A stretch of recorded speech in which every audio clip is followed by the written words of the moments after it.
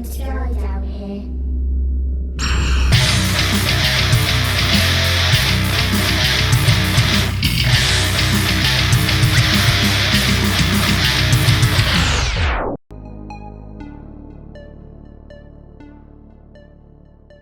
Yesterday, we here at Splash TV blasted your ass with some knowledge many of you weren't prepared for and weren't ready to accept.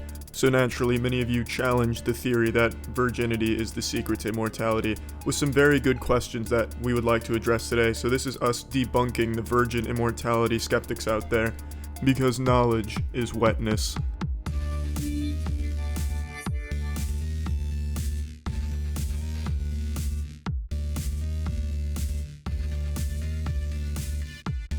Babies die. Babies can't fuck, they don't have orgasms, so if the theory is accurate and virginity equals immortality, these babies shouldn't have died because their immortality should have still been intact.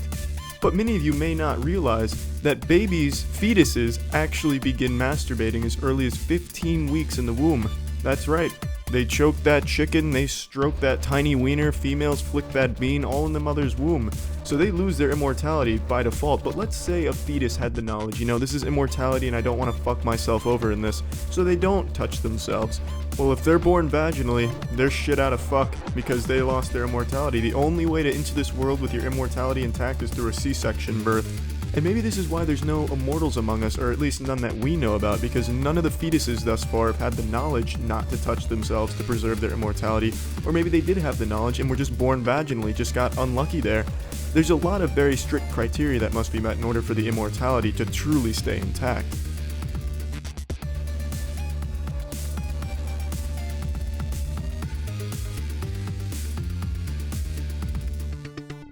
Now, the next hole that people tried to poke in our virgin immortality theory condom was wet dreams, nocturnal emissions. You can't really help that, as you're hitting puberty, you start ejaculating during some very erotic dreams. We've all been there, we've all been dreaming about dinosaurs and riding them, and our cocks are just rubbing against their back in that very, very pleasurable way. Then you wake up and you're covered in semen. So how can you stop that? That's not your fault, you have no control over that. And yes, while that may be true that you don't have complete control over this situation, you can at least keep the juices in there so that way your immortality doesn't leave your body. All you need is some type of accessory to put in your urethra, such as a cork, maybe even a pencil eraser, and just to keep all the fluid inside of you until it just gets reabsorbed into your body. And obviously the same thing applies for females. You can put a flute in there. Actually, I wouldn't recommend a flute, that's a very porous instrument. You can put something like a plushie in there, a stuffed animal, in order to just keep it all clogged up so that way all of the fluid doesn't leave the body, and that's just the most important thing. So that's how you avoid the wet dreams paradox in the virgin immortality.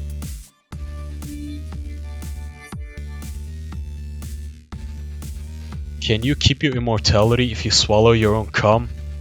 Yeah. We here at the Splash office refer to this as the ouroboros principle. Now, how you want to do this is really up to you, but Splash TV suggests you just lie on your back, throw your legs up over your head, and then just, aim for your face, aim for your mouth, stretch your dick a little bit, stretch your back to just really get your head in there, and, do the usual stuff you do when you want to come, if that's just licking, kissing, whacking, whatever you gotta do. If you gotta whip out the sandpaper, just do that. And you probably want to pray to God at this point too, and I don't really know why God would be on your side, but if he is watching and if he is real, you should really hope that he's into it, because from the research that we have done, your back takes a hell of a beating in this position. You should also know that this is only gonna work with your own cum. If you try to swallow someone else's cum in order to gain their immortality, it's not gonna work due to the DNA mismatch. Now, if you don't believe us, you can look up the science on this. It's actually the same reason why organ transplant recipients sometimes reject the donated organs despite them taking anti-rejection medication. So that's really all you gotta know on this topic. Just keep in mind, swallow your jizz, and only your jizz, alright? Don't swallow someone else's jizz. Don't be a weirdo. And good luck.